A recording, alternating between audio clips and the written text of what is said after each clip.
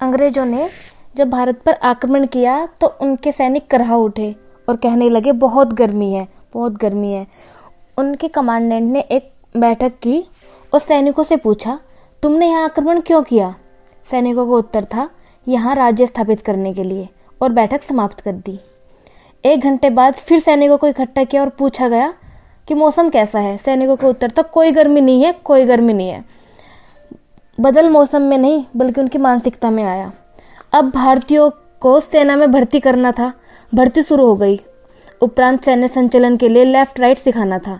अंग्रेजी शब्द left right उनकी समझ से बाहर था।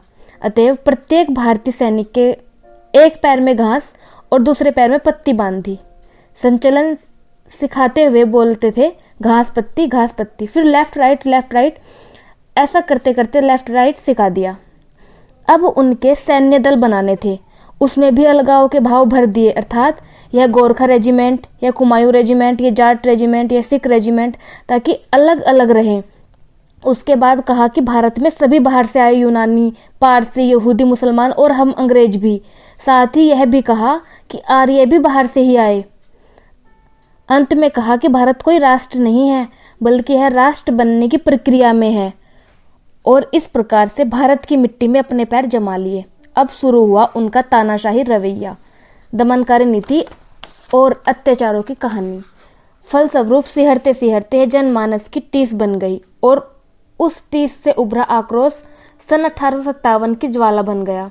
सर्वत्र विद्रोह की चिंगारी भड़कने लगी और देखते देखते उसने एक विशाल आंदोलन का रूप ले लिया, जिसे नाम दिया गया सन 1857 का स्वतंत्रता समर।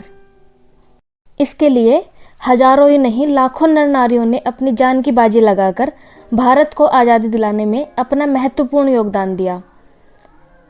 उन महान क्रांतिकारियों को जिन्होंने अपने शौर्य, साहस और बलिदान से देश को आज़ाद कराने हेतु अपना सर्वस्व न्यौछावर कर दिया। अब आपको मैंने ये बात इसलिए बताई है कि आप मुझे बता सकें कि क्या आज के समय में भी ऐसा हो रहा है। कमेंट करके अवश्य बताएं। धन्यवाद।